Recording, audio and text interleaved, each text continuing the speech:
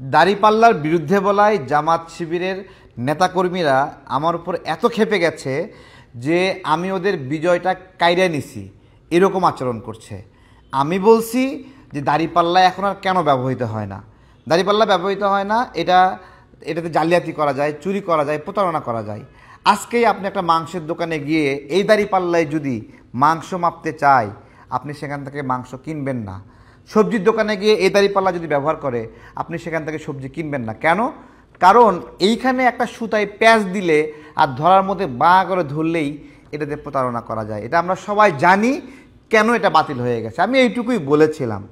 আজকে আমি আমার এই বক্তব্যের সত্যতা পাচ্ছি কিভাবে, দেখেন কিভাবে বলছি।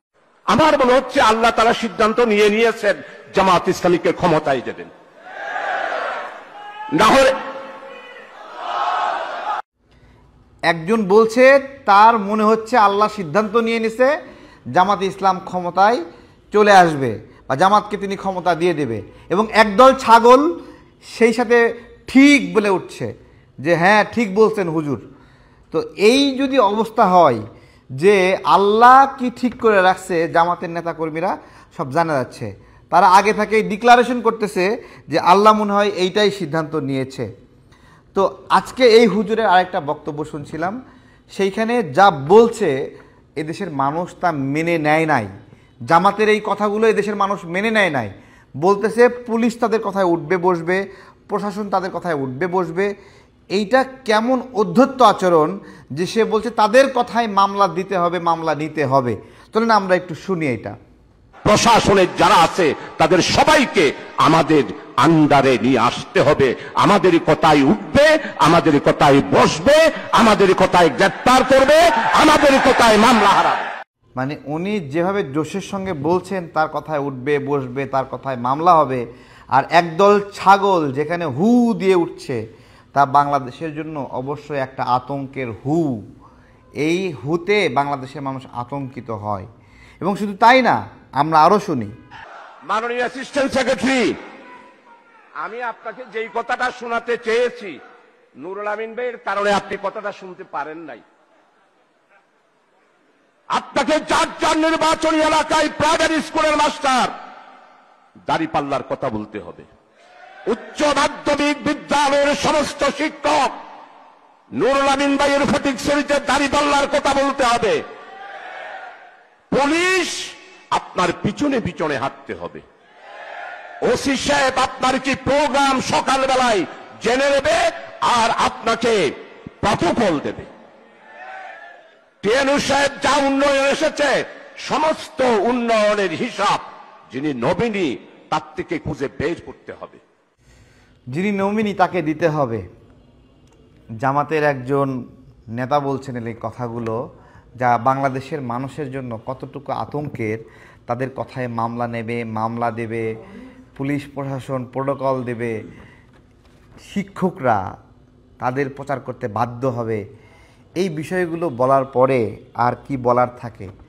দেশের মানুষের স্বাধীনতা, সার্বভৌমত্ব 1971 সালে পাকিস্তানিরা যেরকমভাবে কেড়ে নিয়েছিল, আজকে জামাত সেম একই কায়দায় আমাদের স্বাধীনতা, সার্বভৌমত্ব কেড়ে নিতে চায়। আমরা আরেকজন গান্ডুর কথা শুনবো। গান্ডু, এটা তো হুজুর না, গান্ডু। সেই গান্ডুর কথা আমরা শুনবো। কত মানুষের কাছে ছড়িয়েছে যে এরা জামাত, এরা শিবির। ভণ্ড, তুই আমার কুষ্টিয়ায় খবর নিয়ে আয়।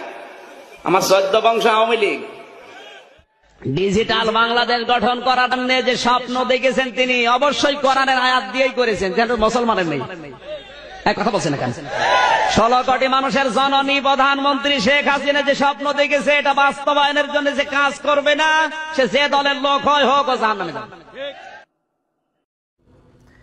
হেও বলে জাহান্নামে যাবে, আবার সাথে লোকগুলো বলে ঠিক।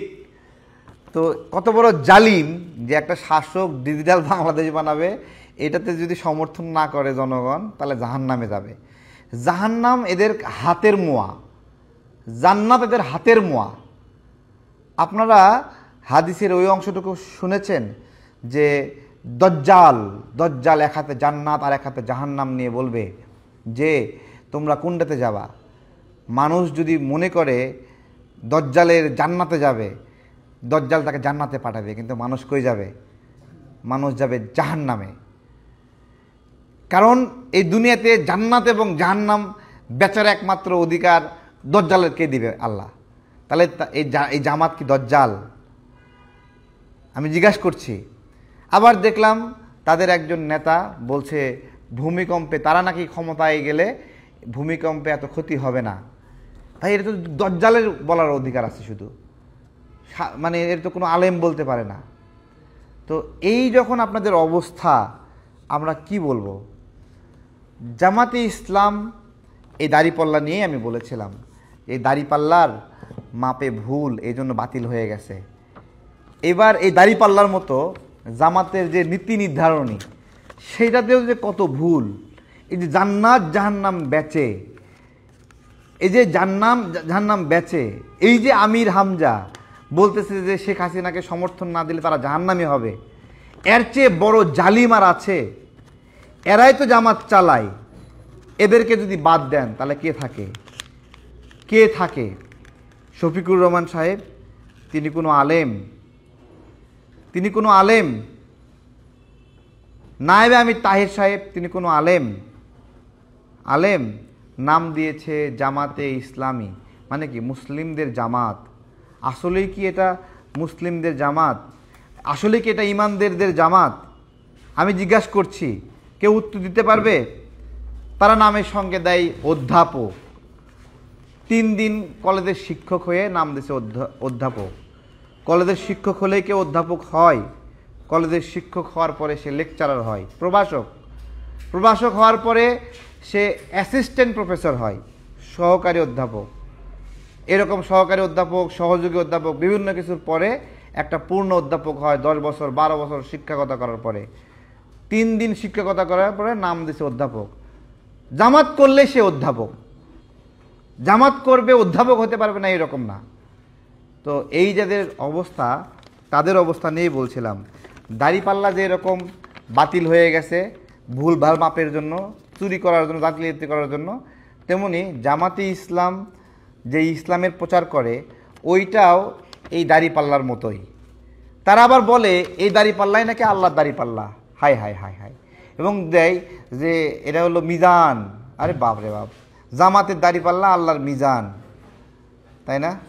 আল্লাহ বলছিল যে আল্লাহ দাড়িপাল্লায় 3টে দড়ি থাকবে, আর নিচে একটা টুপরি থাকবে, আর উপরে একটা দণ্ড থাকবে। এরকম কোনো ব্যাখ্যা আছে নাকি? ব্যাখ্যা আছে? আল্লাহ নেকি এবং পাপের মধ্যে ভারসাম্য করবে, সেটাতে জামাতের দাড়িপাল্লাতেই করবে, এর কোনো কথা আছে?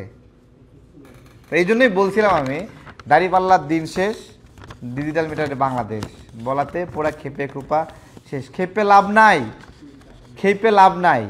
যারা এভাবে মানুষের অধিকার হরণ করতে চায়, এভাবে বলে যে আল্লাহ সিদ্ধান্ত নিয়েছে জামাত ক্ষমতায় আসবে, তারা নির্ঘাত জালিম।